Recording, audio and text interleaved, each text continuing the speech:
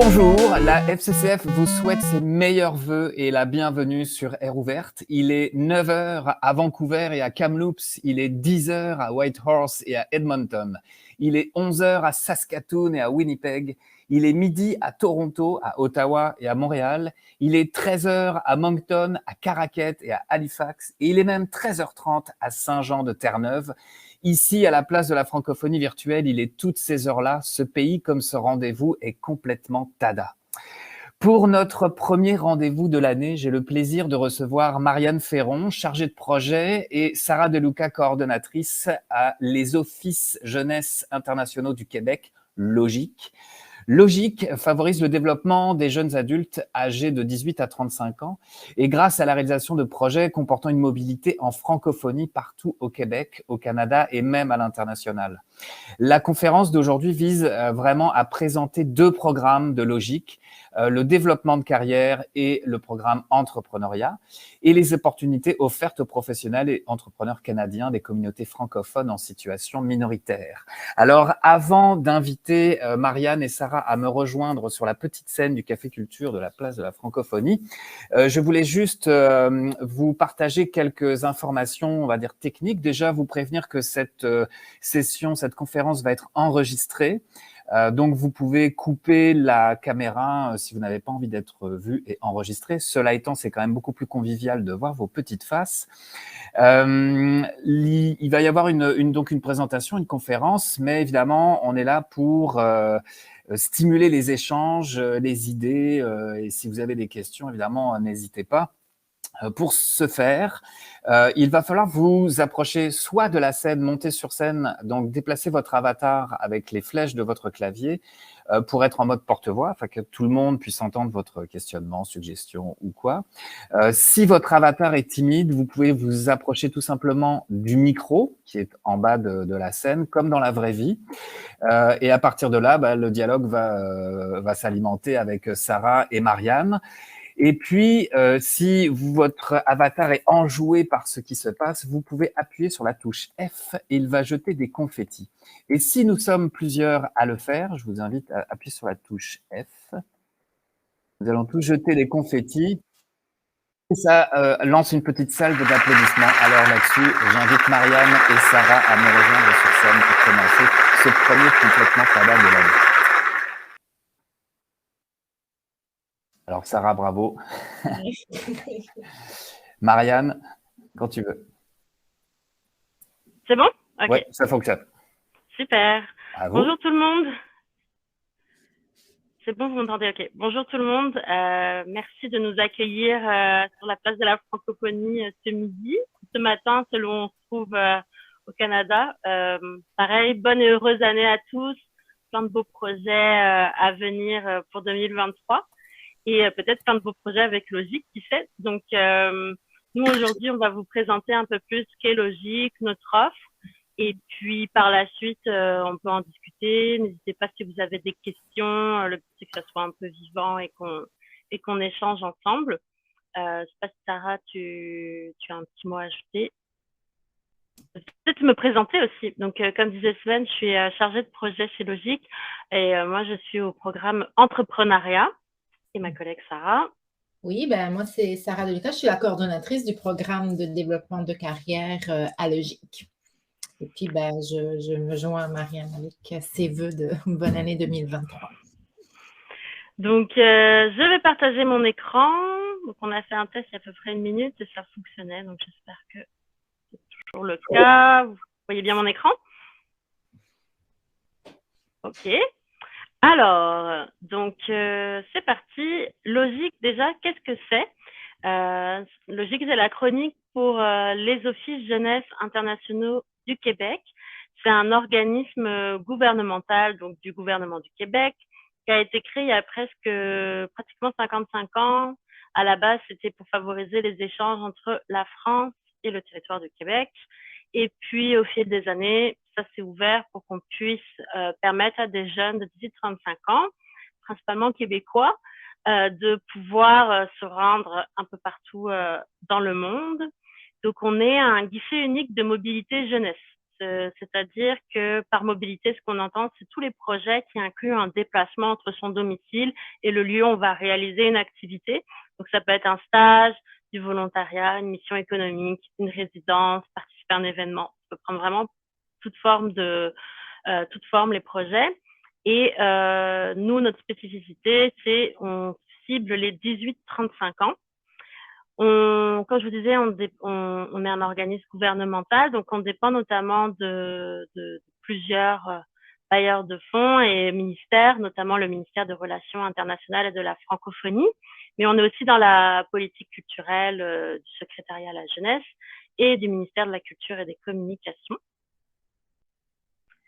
Donc, la mission de Logique, c'est vraiment d'accompagner, donc je vais lire le texte, mais accompagner de manière efficace, flexible et équitable les jeunes adultes du Québec âgés de 18 à 35 ans qui désirent enrichir leur parcours professionnel ou personnel d'une expérience de mobilité formatrice.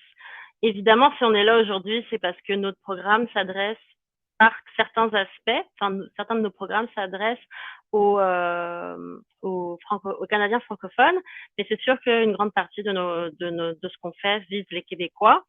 Notre mission, donc c'est sûr, c'est favoriser l'ouverture donc à la mobilité, ce qui peut permettre donc la réalisation de projets un peu partout. Avec la pandémie, on développe beaucoup le Québec et le Canada. Mais l'international reste quand même présent dans notre mission, surtout avec la réouverture des frontières et le fait que ça va un peu mieux au niveau santé et sécurité. Cependant, on développe beaucoup tout ce qui est la francophonie internationale et de plus en plus la francophonie canadienne. C'est pour ça que c'est important pour nous de vous parler aujourd'hui parce que c'est quelque chose qu'on développe, puis on voit beaucoup de liens possibles entre le Québec et les autres territoires et provinces. C'est sûr que via nos programmes, on peut aussi favoriser tout ce qui est employabilité. On souhaite aussi faire rayonner l'expertise québécoise dans divers domaines à travers le monde. Et puis, il y a toute cette dimension, évidemment, engagement citoyen, puis interculturalité qui est très présente dans nos différents programmes. Donc, je vais laisser la parole à Sarah. Donc, à qui s'adresse Logique?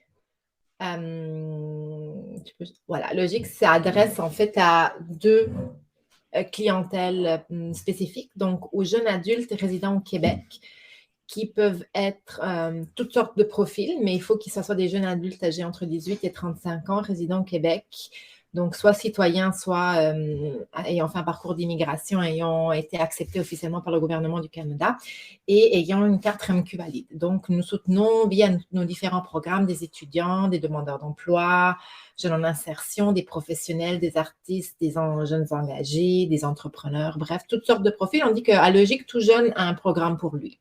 Et puis, on peut aussi soutenir dans certains cas des jeunes des pays de la francophonie.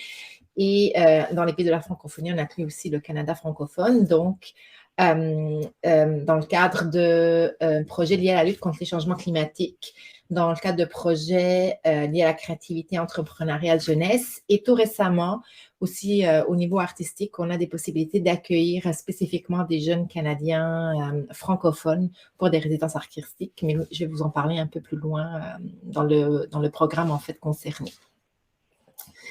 Donc, comme je vous ai dit, on a plusieurs programmes chez Logique. Actuellement, on en a 5 et chaque programme vise une clientèle spécifique. Donc, aujourd'hui, moi, je représente le programme de développement de carrière, Marianne Entrepreneuriat, mais nous avons aussi des programmes pour des jeunes engagés, donc dans le cadre de projets ayant une mission engagée, en fait, pour des étudiants et aussi pour des jeunes en réinsertion. Donc là, je vais vous parler un peu plus du programme de développement de carrière. Nous, en développement de carrière, en fait, on est un programme qui cible spécifiquement les jeunes professionnels de tous les secteurs âgés entre 18 et 35 ans, en offrant un accompagnement pour leur mobilité au Québec, au Canada, à l'international. Dans notre programme, on a deux façons d'obtenir du soutien, en fait. On accepte les projets déposés directement par les jeunes ou bien les jeunes qui n'ont pas un projet spécifique peuvent aller voir les appels à candidature, donc les projets qu'on développe nous-mêmes avec certains de nos partenaires et ils peuvent déposer une candidature et avoir la chance de participer à ces projets. Le programme développement de carrière a 3 volets. Donc, action culturelle et artistique, développement en change d'expertise et stage professionnel. Développement en change d'expertise, vu le contexte de cette présentation, était un peu moins pertinent. C'est pour ça que je ne l'ai pas mis dans les slides suivantes. Mais si vous avez des questions, je pourrais vous en jaser un peu plus. Donc, l'action culturelle artistique, c'est le volet qui vise tout spécifiquement les jeunes professionnels du milieu des arts et de la culture, âgés entre 18 et 35 ans. Comme je disais, nous, on vise les professionnels, donc on est toujours les plus vieux et les plus jeunes. Donc, il faut qu'il y ait quand même un début de vie professionnelle active et de professionnalisation artistique. Donc, c'est dans ce volet spécifiquement pour les jeunes qui sont en train de démarrer leur carrière, qui sont déjà en carrière artistique ou qui ont besoin peut-être d'un soutien pour de la formation, des opportunités de réseautage, de développement. Et toutes les disciplines et tous les métiers du milieu des arts et de la culture sont acceptés dans notre volet. Qu'est-ce qu'on soutient typiquement? C'est des projets de tournée ou de diffusion artistique, la participation à des festivals ou à des événements culturels, des classes de maître ou ateliers de perfectionnement, des rencontres pro ou des résidences artistiques et de création. C'est pas mal les projets les plus populaires, les formes de projets les plus populaires, mais on est ouvert à toute autre forme de projets différentes, nouvelles, originales. Il n'y a aucune, en fait, barrière. Il faut juste que ça respecte le critère d'être une activité professionnalisante. Dans le fond, il faut que les jeunes puissent acquérir de nouvelles compétences et connaissances. C'est ça vraiment l'objectif derrière tous les projets chez Logique. On veut dans les faits qu'il y ait vraiment un enrichissement, une rencontre, que les jeunes puissent développer des réseaux, des nouveaux réseaux qui leur permettront de développer par la suite leur carrière professionnelle. Et qu'en bout de ligne, étant donné qu'on travaille avec des artistes et des travailleurs culturels, ça va en fait bénéficier l'amélioration en fait de leur projet de co-création et collaboration artistique dans le sens que souvent les projets sont en lien avec des partenaires internationaux, donc il y a toujours cet enrichissement en fait de la culture québécoise en bout de ligne. Et dans le fond, notre programme a aussi comme objectif de promouvoir vraiment la créativité, l'innovation, la culture du Québec. Donc, tous les projets, les événements où il y a une vitrine québécoise, bien, nous, on est souvent très présents sur ce genre de projet. Donc, pour tout ce qui est au Canada, je vous ai donné quelques exemples de projets qu'on a fait dans les dernières années, de projets déposés ou initiés par des Québécois qui sont partis au Canada. Donc, par exemple, on avait fait une résidence de co-création de planches de BD à Moncton, dans le cadre du 20e anniversaire des relations entre l'Acadie et le gouvernement du Québec. Donc, on avait une résidence avec un Québécois et c'était un Acadie. Je ne me rappelle plus l'autre artiste, il venait d'où exactement, mais probablement il venait de Moncton directement. Donc, en bout de ligne, ils ont co-créé des planches BD dans le cadre de ce projet. On a aussi soutenu des artistes dans différentes expositions au Canada. Donc là, j'ai mis le projet Shoreline 2099. C'est une artiste, Marie-Soleil Provençal, qui partait à Saint John au Nouveau-Brunswick pour présenter son œuvre artistique sur les changements climatiques et l'érosion en fait des côtes. Et puis, on a classique des projets de tournée. Donc, j'ai mis le projet de Gus qui est parti en fait en première partie d'un groupe Plants and Animals dans cette date dans l'Ouest canadien. Donc, pour lui, c'était sa première tournée importante en fait au Canada, à l'extérieur du Québec. Donc, on était là pour le soutenir dans sa mobilité. Dans le cadre de notre programme, on n'en a pas beaucoup, mais on a aussi des opportunités d'accueil d'artistes. Donc, dans le fond, des fois, on fait des collaborations avec d'autres organismes pour pouvoir accueillir des artistes dans des projets aussi particuliers. Donc là, j'ai nommé le projet qu'on a actuellement.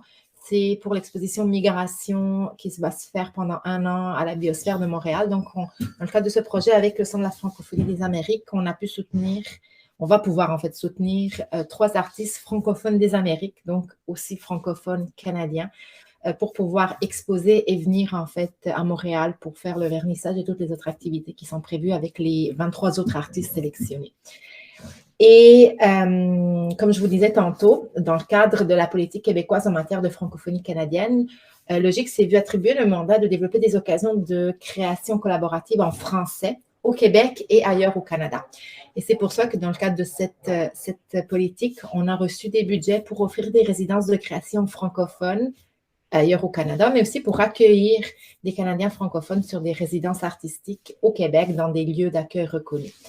C'est tout nouveau, on n'en a pas encore fait, donc on est ouvert et preneur en fait d'opportunités de soutien d'artistes canadiens francophones pour des résidences artistiques au Québec. Et encore mieux de faire des résidences croisées, donc d'envoi d'accueil. Donc, c'est tout nouveau, comme je vous ai dit, à partir du 1er avril, ça va être la première année où on pourra débloquer des budgets. On a des budgets pour payer la mobilité, mais aussi frais de subsistance et cachets pour les artistes. Donc, on peut changer de slide. Je pense qu'après, il y a les stages professionnels. Oh. Oui, excusez-moi, j'étais déconnectée. Hop. C'est ça. Et un autre volet en développement de carrière, c'est les stages professionnels. Dans le fond, nous, on peut soutenir les indemnités pour des jeunes diplômés en recherche d'emploi, sous-employés ou travailleurs autonomes qui iraient faire des mandats au Canada ou à l'international pour acquérir de l'expérience dans un domaine, renforcer l'employabilité, valider leurs intérêts et acquérir en fait des nouvelles expériences. Donc, on soutient toutes sortes de stages avec des partenaires qui accueillent des stagiaires au Canada. On a des critères qui sont bien précis, qui sont énoncés sur le site. Mais en fond, nous, tout ce qu'on veut, c'est que ça soit un stage formateur dans un organisme reconnu, solide, en fait. On ne veut pas mettre nos jeunes en difficulté. On veut qu'ils puissent avoir une expérience, une acquisition de compétences et qu'il y ait un bel échange avec le milieu d'accueil. Donc, je vous ai mis quelques exemples de stages qu'on a fait au Canada au courant des dernières années. Il y en a certains qui sont un peu plus vieux, vous verrez. Mais entre autres, les Jeux de la francophonie canadienne en 2020. Donc, on avait un stagiaire qui aidait dans la mise en place du plan de communication des Jeux et réaliser le plan de promotion et de publicité. Donc, c'était plus en lien avec les communications autour des Jeux de la francophonie. Pour le Festival Fry, on a soutenu un stagiaire pour la gestion des bénévoles et l'appui à la direction générale adjointe, à la direction adjointe de la planification et de la mise en œuvre du volet jeunesse du festival. Donc, ça peut être aussi plus gestion des bénévoles, gestion d'événements, coordination ou médiation culturelle. Et puis, à l'Assemblée communautaire France-Casquoise, le stagiaire était aidé dans le processus de négociation dans le but d'amener certaines villes, en fait, à rejoindre le réseau des villes francophones et francophiles d'Amérique. Donc, ça, c'est un peu plus vieux comme stage. Mais c'est aussi, ça, c'était plus en lien avec un peu la Sciences Po, la négociation, les relations internationales. C'était plus dans cette optique-là qu'on avait monté ce stage. Donc, ça peut être différents mandats. Ça peut être aussi des mandats tout simples comme là, peut-être c'est pas pertinent, mais des stages vraiment plus concrets, genre des professionnels qui font... qui s'occupent en fait de spectacles, donc qui travaillent derrière la scène, qui pourraient aider donc des techniciens, des techniciens de son, des scénaristes. Ça peut être vraiment pas juste des stages un peu plus de bureau, mais des stages plus terrain. Donc, nous, on est ouvert à toutes sortes de formes de stages. Dans le fond, nos stages, normalement, sont entre 2 et 3 mois. Et on offre tout ce qui est mobilité et indemnité de subsistance pour les jeunes. Donc, c'est quand même un financement assez intéressant. Donc, voilà, je pense que de mon côté, c'est tout. Je passe là. Merci. Alors, je vais reprendre le relais. Donc, comme disait Sarah, il y a 5 programmes chez Logique. Donc, moi, je représente aujourd'hui le programme Entrepreneuriat. Donc, c'est un programme qui s'adresse aux jeunes entrepreneurs en démarrage ou en activité, toujours âgés de 18 à 35 ans. Donc, on va soutenir encore une fois la mobilité.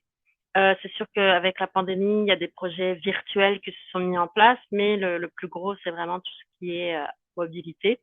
Donc, exemple de projet qu'on peut faire avec Logique et recevoir un soutien financier. On peut mettons, avoir un entrepreneur qui souhaite participer à une mission commerciale ou économique, aller à un salon, un congrès, une foire, un événement en lien avec l'entrepreneuriat, en tout cas qui vise à développer son entreprise, tout ce qui est rencontres professionnelles ou activités de réseautage. Et on offre aussi un soutien pour la formation longue. Donc, par formation longue, on entend formation de plus de 2 semaines. Donc, c'est souvent dans les incubateurs, accélérateurs. Notre objectif avec ce programme-là, c'est permettre aux jeunes de développer leur entreprise en ayant une dimension souvent internationale, rejoindre peut-être des marchés potentiels, donc quelqu'un qui veut développer une nouvelle province ou aller dans un autre pays, rechercher une nouvelle expertise auprès d'un fournisseur ou d'un partenaire qui n'est pas par exemple présent au Québec et qui souhaite trouver ailleurs, développer évidemment son réseau d'affaires aussi bien au niveau national qu'international, puis au final on sait aussi promouvoir la créativité et l'innovation du Québec sur la scène internationale. Donc, on a une initiative qui s'appelle l'initiative en créativité entrepreneuriale jeunesse en francophonie. Un long nom pour en fait cette initiative qui vise, qui s'adresse notamment aux francophones, donc aux Canadiens francophones. Elle a été mise en place en 2019, juste avant la pandémie.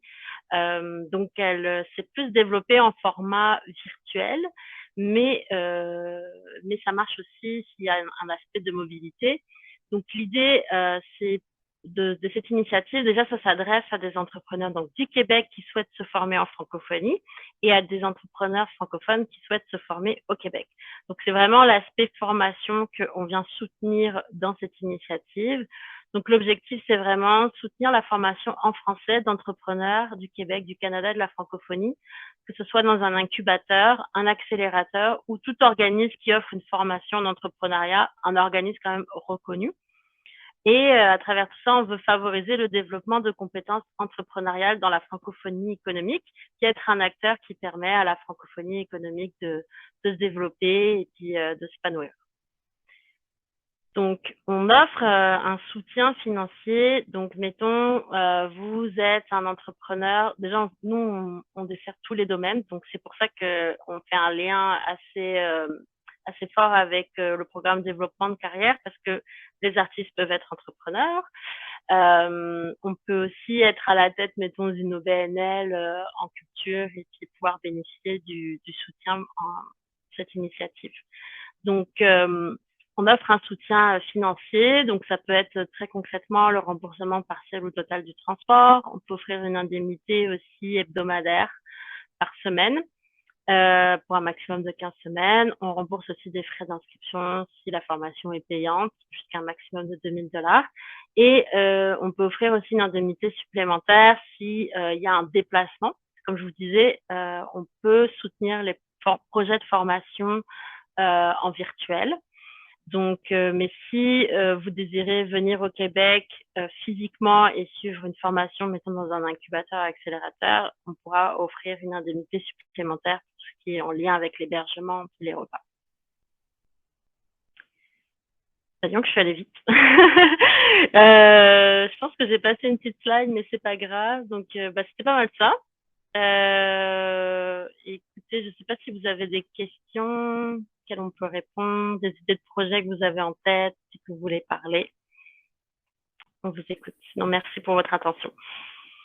Merci Marianne, merci Sarah, c'était très clair.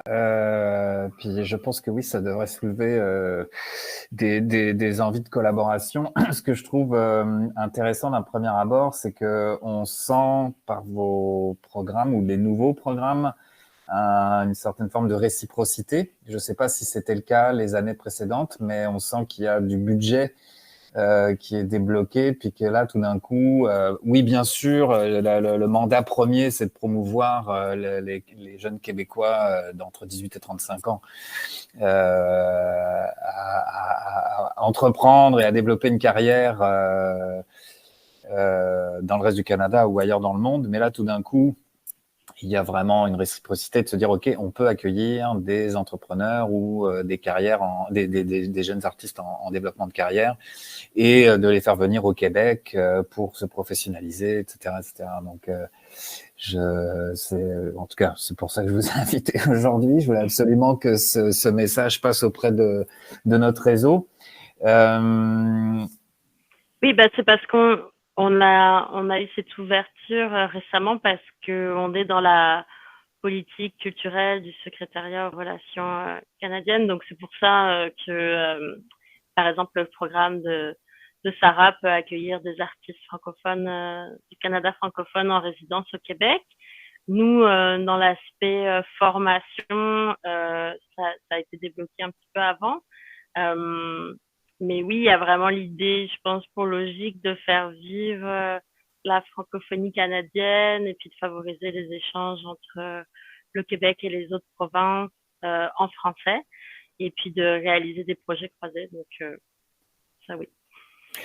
Pour reprendre l'exemple que tu donnais, Sarah, notamment le projet Migration pour le centenaire de Riopelle, de ce que je comprends, donc là, c'est un partenariat avec le CFA, avec le Centre des Francophonies des Amériques. Donc, c'est quoi? C'est le CFA amène une partie du budget, vous amenez une partie du budget pour faire venir des artistes visuels à Montréal. Comment ça se greffe? Est-ce que, par exemple, un artiste visuel francophone en situation minoritaire peut s'adresser à vous directement pour accéder à ce type de programme, ou il faudrait qu'il puisse être en contact avec un organisme déjà pour bénéficier? J'essaie de voir comment... Dans le cadre du projet du centième de Riopelle, en fait, c'était via un appel à candidature. Donc, c'était un projet qu'on a monté avec le CFA, la Fondation Riopelle et tous nos partenaires. Et nous, on cherchait des financements pour les francophones du monde entier. Donc, c'est pour ça qu'on a approché le CFA, parce que c'était les francophones des Amériques. Nous, on n'a aucun budget d'accueil des francophones non canadiens. C'est pour ça que, selon les profils qui vont être sélectionnés par le jury, on va voir qui va financer quoi et comment, mais on a assuré 3 places pour des francophones des Amériques. Donc, dans ce cas spécifique, ça a été un appel à candidature. Pour les projets de résidence, c'est toujours mieux de passer, si un jeune artiste veut venir en résidence au Québec, il vaut mieux que ça soit l'organisme qui l'accueille, qui nous contacte pour qu'on puisse monter ensemble le projet. Parce qu'en ce moment, on n'a pas vraiment, au moins en développement de carrière, la structure pour en fait réceptionner des projets déposés par des Canadiens francophones non québécois. Donc, c'est ça que vaut mieux passer toujours, trouver l'organisme, et puis nous, on va parler avec l'organisme et l'artiste, et on va pouvoir organiser le tout au niveau des prérequis et du financement. Ok, c'est ça. Mais peut-être, j'ajouterais, ce qui est important, c'est que Logique, c'est vraiment très chouette. Nous, on finance les participants. Donc, dans tous nos projets, ça ne sera jamais du financement à l'organisme, ça sera toujours du financement aux participants. Donc, c'est pour ça que dans le cadre d'une résidence, ça sera vraiment le jeune qui va pouvoir bénéficier de l'argent. Alors, nous, on ne va pas payer l'organisme qui va l'accueillir. Merci pour la précision. Déjà, je vais inviter parmi le public à venir s'approcher du micro où je suis, s'il y a des questionnements, peut-être des suggestions, ou déjà des projets qui pourraient s'arrimer. Là, je vois par exemple Virginie Hamel de l'AFI. Si vous avez des questions, approchez-vous du micro. Si votre avatar est extrêmement timide, vous pouvez vous poser vos questions dans le chat, puis ça me fera plaisir de les relayer. Et ce que je vais faire tout de suite, c'est que je vais aussi partager dans le chat les liens vers les 2 programmes qui sont synthétisés sur votre site internet du Logique, des Logiques. Alors, cher public, je vous invite à échanger avec Marianne et Sarah.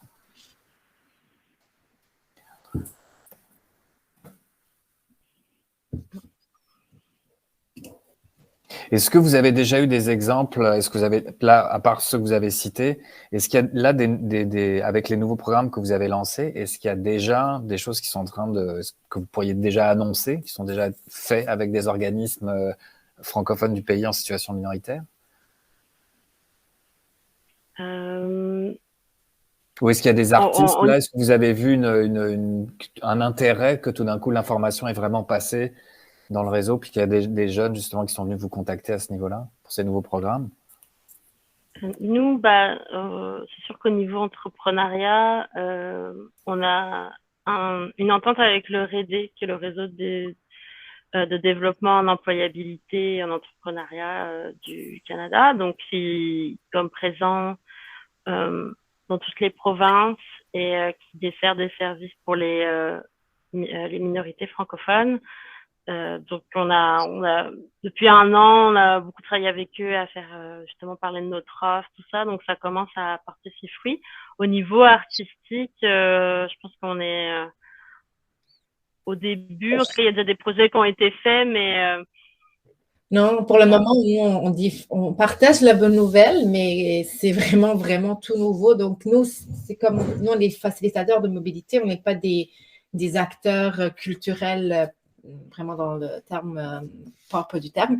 Donc, c'est ça, c'est pas moi qui peux monter une résidence artistique. Il faut que je trouve un partenaire qui ait envie, qui, dans sa stratégie, dans son plan d'action, et cette opportunité. Donc, ça peut être à tous les niveaux. On a contacté, par exemple, des festivals, entre autres, un festival, mettons, de Grand B, pour voir avec lui s'il veut faire il y a déjà l'accueil de Canadiens. Est-ce qu'il veut faire une résidence, bonifier, en fait, l'expérience des jeunes Canadiens francophones qui participent au festival? On a contacté des galeries pour voir avec eux s'ils veulent faire plus des créations, de la co-création ou de la résidence artistique du point de vue visuel, de l'art visuel. Sinon, on travaille aussi avec des partenaires canadiens pour faire des événements conjoints ailleurs. Typiquement, on pour parler avec la SNA pour faire de la co-création en Louisiane dans le cadre du festival qui aura lieu en avril-mai, je ne me rappelle plus exactement quand. Donc, de pouvoir aussi faire des événements conjoints, mais à l'extérieur du Canada. Donc, ça, c'est aussi une autre avenue. Dans ce cas-là, nous, on ne peut pas financer la mobilité internationale des jeunes Canadiens, mais on peut quand même travailler en collaboration pour la création des projets. Puisque je vois aussi dans ce que vous avez détaillé, là, parce qu'en ce moment, c'est presque ça devient presque un hashtag, la difficulté de retenir des jeunes recrues, ou du moins on sait qu'on est en pénurie de main-d'œuvre. C'est ça un peu ça le hashtag. Je vois il y a beaucoup d'opportunités de stage. Donc là, je pense vraiment à des organismes au Canada qui pourraient faire venir effectivement des jeunes stagiaires québécois pour aider effectivement à l'organisation de festivals, organisation de bénévolat. Ça peut être lié aux communications, parce que souvent c'est le bas blesse là. Ça peut être toujours un peu difficile de recruter à ce niveau-là. Donc le Canada peut aussi bénéficier de jeunes Québécois là qui viennent. Et puis aussi de comprendre les réalités, c'est quoi la francophonie en situation minoritaire en Saskatchewan, au Manitoba, en Colombie-Britannique, c'est pas du tout les mêmes réalités, ou au Nouveau-Brunswick, en Ontario. Donc là, je vois aussi quand même pas mal d'intérêt à déployer ce type de programme. Exact. Puis il y a aussi, au niveau de la formation, au Québec, il y a des incubateurs qui offrent des programmes en français. Spécifique aussi pour tout ce qui est industrie créative et culturelle.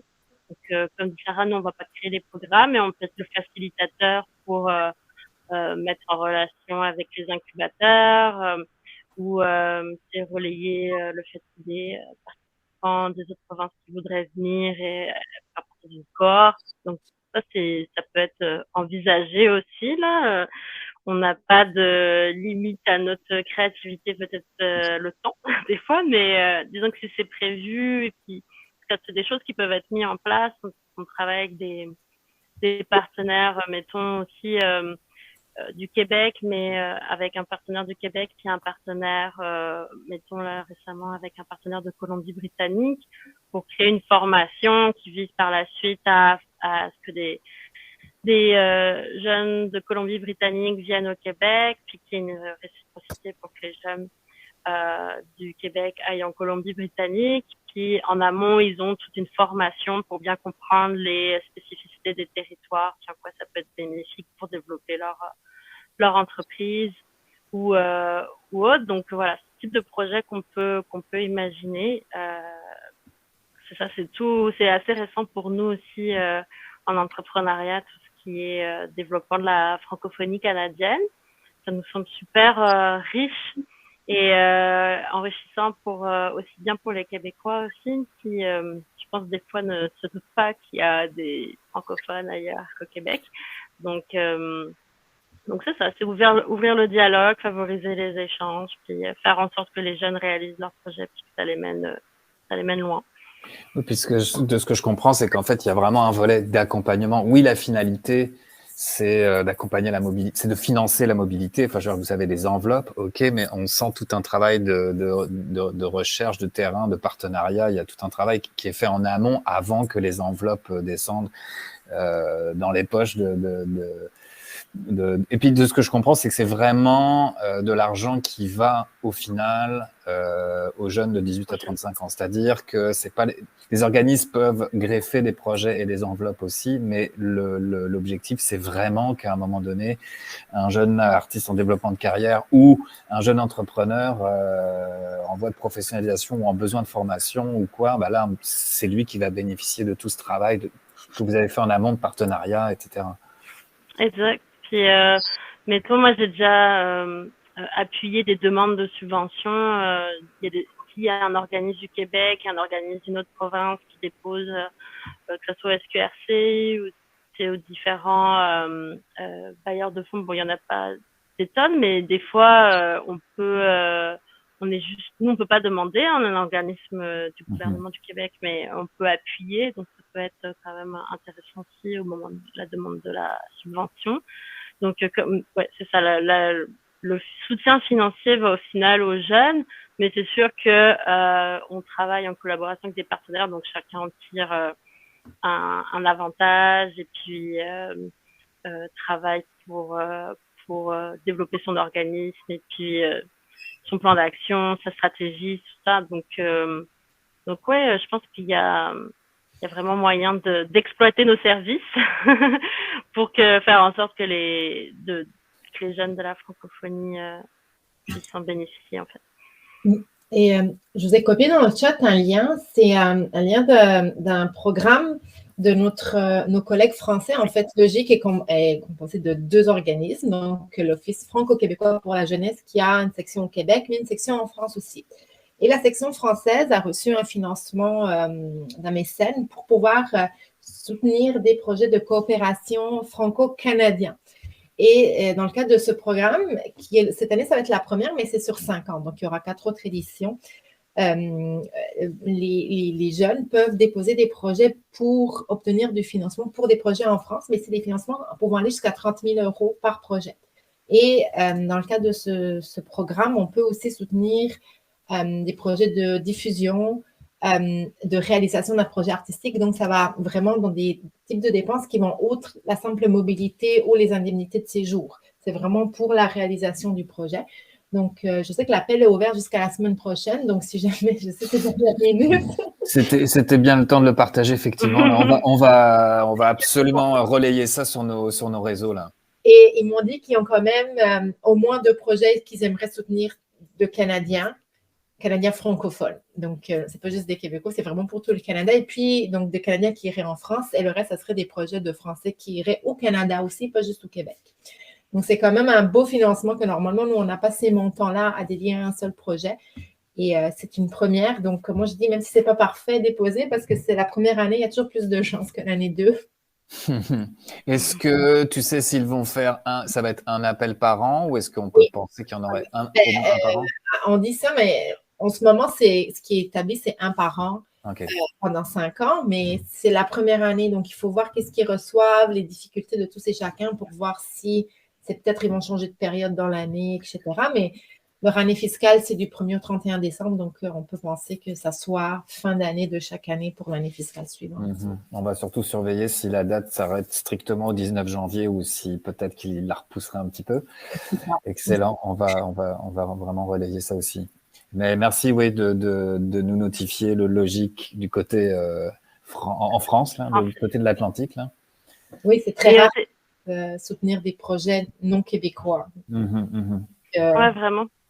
C'est 18-35 par contre, hein, toujours. Hein, il y a, même pour nos amis de France, il y a toujours cette notion d'âge qui est importante.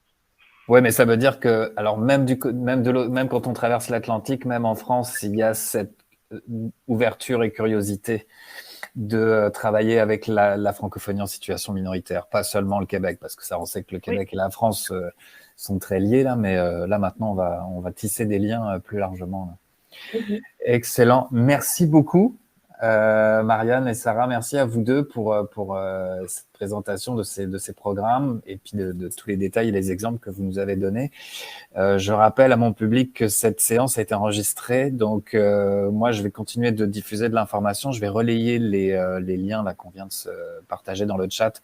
Ça va aller sur la page Facebook de l'accélérateur TADA et de la FCCF pour diffuser plus largement. Et bientôt, on va pouvoir rediffuser cette capsule-là parce qu'il est très important que, c'est ça, l'information se déploie sur vos nouveaux programmes. Ça a été un plaisir. On commence bien l'année, je trouve. Alors, encore une fois, je vais faire appel au public pour appuyer sur la touche F parce que j'aimerais finir sur une salve d'applaudissements.